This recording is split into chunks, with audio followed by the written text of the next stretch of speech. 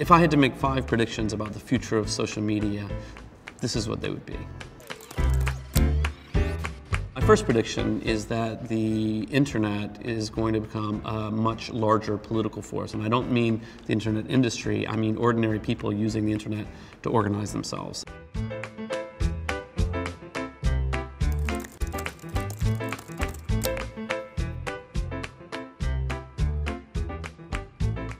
One of the things that our protest against SOPA did is really bring to the table the internet public. 10 million voters contacted Congress, so this was a large public campaign that people really did care about. And I think that woke up some of the politicians to the idea that, gee, the internet as a force has to be reckoned with, and not just because Google has a lot of money, but because actual citizens actually care about it. During the SOPA debates, what became quite clear is that the people in Congress have very little understanding of technology or the internet. So, they would say, jokingly, almost with a bit of pride, it's like, well, I don't know much about technology myself, but and it's like, why are you thinking you're going to regulate it then? I think it's time that we say, okay, look, not only do we not want your stupid law, we actually want to push back on you now. And we do want to help you solve the problem of piracy. It's not about that. It's about saying, look, the public's need for knowledge, the public need for an open space for sharing and collaboration is actually crucial to society, in the same way that having the film industry be sort of functional is also important for society. The one big difference between the old days and the new days is that the internet is inherently global. So I think about issues like privacy and all of the complications around that. I think it's very unlikely that we're going to get some kind of global law, global governance to manage that. There's just too many different cultures, too many different legal regimes. And I'm not really sure I would trust a process whereby we're going to get together all the politicians of the world and hammer out a new law for the internet that's going to be global. I think that sounds pretty scary to me.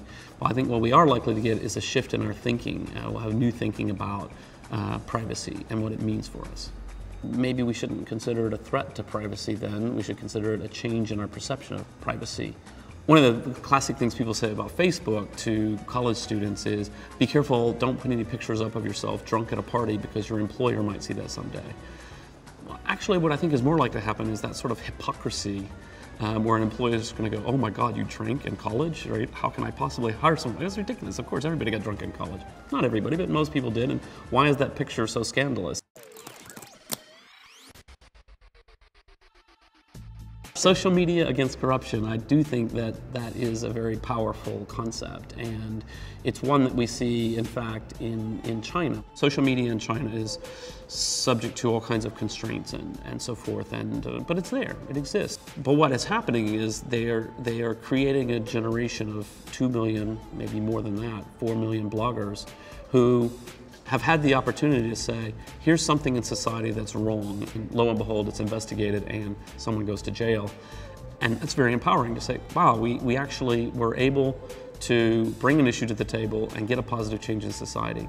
And corruption is that sort of thin edge, right, where it's really something no one can say, corruption is a good thing, therefore we're not going to let you speak against corruption. What that means, though, for the central government is that eventually they're going to lose control of the whole situation. Right now, you wouldn't be allowed to say that about the central government. Your blog would be deleted. Certain things are still just taboo to talk about in China, but that's going to change. We now have, for the first time, really well-functioning micropayment mechanisms where I can pay $1 or $4 for something. And this means that certain kinds of content that before never was very successful as paid content may become much more successful. I don't think we're going to see all news go behind paywalls. I don't think that makes a lot of sense. I think there's enough ad revenue out there that having a free site is going to make a lot of sense for a lot of types of things. But the one thing that I will predict is that certain types of long-form journalism, where you really invest a lot of money in getting a big story, will be benefited by this. That the possibility that I could pay $1 to read something will revitalize that type of journalism.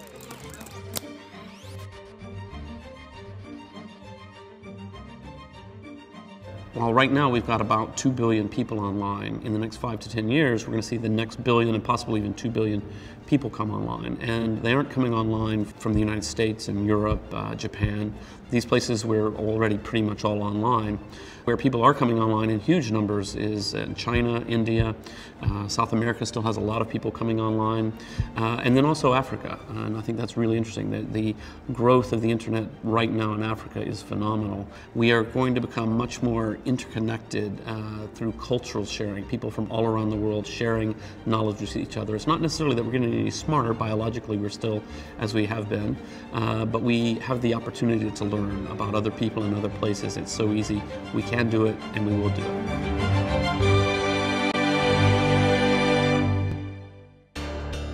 Hyundai.